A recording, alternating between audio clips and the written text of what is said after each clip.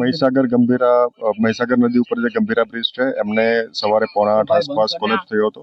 એમની અંદર 2 પિલર વચ્ચેના ભાગનો સ્લેબ જે છે એ ઢળી પડ્યો છે. એમની અંદર પ્રાથમિક રીતે આપણને જે માહિતી મળે છે એ મુજબ 2 ટ્રક્સ, 2 ત્યાં ઇકોવાન અને એ સિવાય 1 પિકઅપ વાન અને અન્ય વેહિકલ્સ ત્યાં એમાં અંદર પડ્યા છે. રેસ્ક્યુ ઓપરેશન ચાલી રહ્યું છે. આપણે 5 લોકોને બહાર કાઢ્યા છે.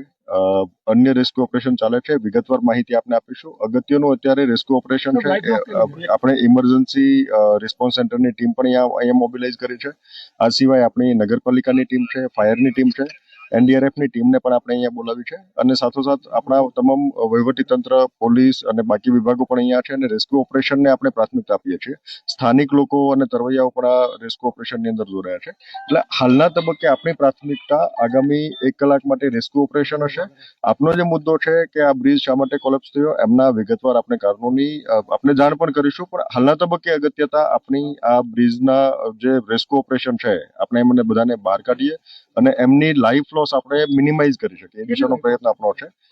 એની વિગતો આપની સાથે શેર કરીશું, પણ અગત્યનું અત્યારે હાલના તબક્કે અત્યારે આપણું મેઇન ફોકસ રેસ્ક્યુ ઓપરેશન છે અને એના ઉપર આપણે ફોકસ કરીશું. એ વિગતો આપની સાથે ચોક્કસથી જાણ કરીશું.